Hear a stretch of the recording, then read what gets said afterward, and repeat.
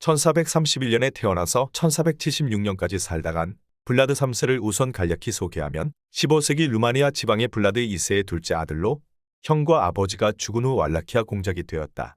오스만 제국과 싸우는 동방 정교의 최후의 보루였으나 결국 메메드 2세에게 패배하고 전쟁터에서 사망했다. 혼란스러운 전국을 다스리고 적들에게 두려움을 주기 위해 꼬챙이의 사람을 꿰는 등 잔혹한 방법을 사용하여 훗날 소설 드라큘라의 모델이 되었다. 블라드 3세는 15세기 루마니아 지방의 왈라키아 공작으로 블라드 체페슈로 많이 알려져 있다. 꼬챙이라는 뜻의 체페슈는 성이 아니라 별명이며 당대에는 드라큘라라고 불렀다. 본인 스스로도 그 별명이 매우 마음에 들었는지 블라드 드라큘라라는 서명을 하기도 했다. 이것이 오늘날의 우리들에게 드라큘라가 흡혈귀의 대명사로 오인되고 있는 이유이기도 하다. 그러나 그는 루마니아에서는 루마니아의 독립을 위해 싸운 영웅으로 평가받고 있다. 블라드 3세는 1431년 11월 10일 트란실바니아에서 루마니아의 원류인 왈라키아 공국의 영주 블라드 2세와 몰다비아 공력 크네지아즈의 둘째 아들로 태어났다. 블라드 2세는 그 해의 신성로마 제국용의 기사단의 단원이 되었고 이 때문에 드라쿨이라고 불리게 되었다.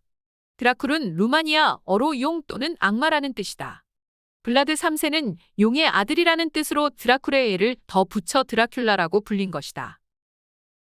1436년 그의 아버지 블라드 2세는 왕권을 찬탈해간 이복 동생 알렉산드로 알루아를 공격하여 왕권을 되찾았다. 그러나 헝가리 왕국과 연합하여 오스만 제국과 싸운 바르나 전투에서 패배하고 강화 협상을 맺게 되었다. 강화를 맺으러 나간 장소에서 블라드 2세는 오스만 제국의 술탄 무라드 2세에게 체포되어 아들 블라드 3세와 라두를 인질로 남겨두고 석방되었다. 이후 형제는 오스만 제국 에그리 고주에서 16년간 인질 생활을 하게 된다. 블라드 2세는 바르나 전투의 책임을 왈라키아 출신의 헝가리 귀족 야노슈 후냐디에게 돌렸다. 이 일이 빌미가 되어 그와 맏아들 미르체아는 1447년 후냐디의 지지자들에게 생매장을 당해 죽게 된다. 이후 야노슈 후냐디는 블라드 3세의 육촌인 다네스티 가문의 블라디슬라프 2세를 지지하여 그를 새로운 왈라키아 공작으로 추대했다. 이에 따라 드라큘라로 유명한 블라드 3세는 왈라키아의 지배권을 노린 오스만 제국의 도움으로 블라디슬라프 2세에게 왕권을 빼앗아 왈라키아 공작이 된다. 그러나 2개월도 채 지나지 않아 야노슈 후냐디의 헝가리군에 패배하여 몰다비아 공국으로 망명하게 된다. 1451년 몰다비아 공이 암살당하자 블라드 3세는 트란실바니아로 돌아올 수밖에 없었다. 그 사이 왈라키아에서는 블라디슬라프 2세가 치노스만 노선을 추구하고 있었다.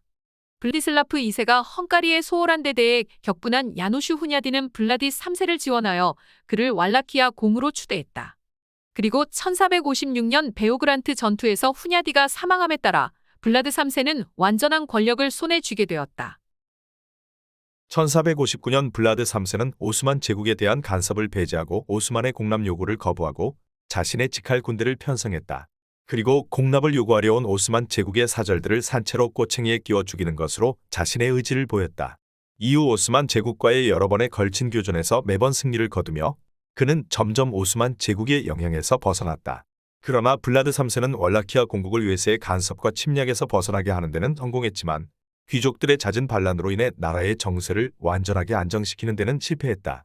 여기에다 영국과 독일 상인들이 비싼 값의 물건을 거래해 백성들의 생활고는 더욱 극심해졌다. 그는 이런 상황을 타개하기 위해 극단적인 방식을 택했다. 잔혹한 공포 정치를 택한 것이다. 특히 그는 나무를 깎아 만든 날카롭고 긴 꼬챙이나 말뚝에 사람의 몸통을 꿰뚫게 하는 꼬챙이 형벌을 주로 사용했다. 그는 수만 명 가까이 되는 오스만 포로들에게도 이런 형벌을 집행했다. 그리고 꼬챙이에 꽂혀 서서히 죽어가는 사람들을 처음부터 끝까지 지켜보았다고 한다. 그의 별명인 체페슈는 이런 잔혹 행위에서 유래되었다. 이런 잔혹 행위를 생각해보면 연상하기 힘들겠지만 그는 종교적 신앙심이 대단한 사람이었다.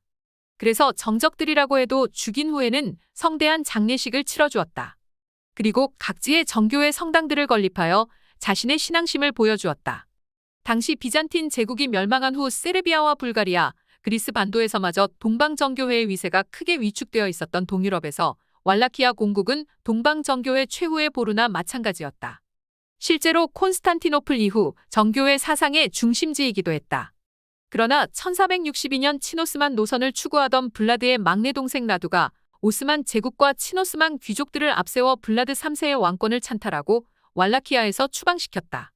동생과 귀족들에게 배신당했지만 트란실바니아로 무사히 도망친 블라드는 야뉴슈 후냐디의 아들인 헝가리 왕 마차시에게 사로잡혀 성에 유폐당하게 되었다. 그의 첫째 부인이 이때 포에나리의 성탑에서 투신 자살을 했고 이는 훗날 드람 스토커의 소설 드라큘라에 영감을 주었다. 블라드는 1473년 루마니아 정교회에서 로마 가톨릭으로 개종하고 마차시 왕의 여동생과 결혼하는 조건으로 석방되었다. 그러나 이 일로 인해 그는 정교회를 믿는 국민들의 신뢰를 잃게 되고 만다. 1476년 그는 정적 바사라브를 물리치고 세 번째 복권에 성공했지만 이내 오스만의 침공에 맞서 싸우다 부크레슈티 근처에서 전사했다. 이에 대해서는 그의 반대파인 귀족에게 암살당한 것이라는 설도 있다. 블라드의 사체는 스나고프의 수도원에 매장된 것으로 알려져 있다. 그러나 그의 매장지는 확실히 알려져 있는 바가 없고 그의 무덤을 파보니 관 속이 텅 비어 있었다는 드라큘라 이야기와 유사한 소문들만 무성하게 전해진다. 그는 오늘날의 우리들에게 소설 드라큘라의 영감을 제공한 인물로서 흡혈귀, 잔혹한 꼬챙이, 형벌의 대명사 등으로 널리 알려져 있지만 그는 실제로 루마니아의 국민적인 영웅으로 칭송받고 있다.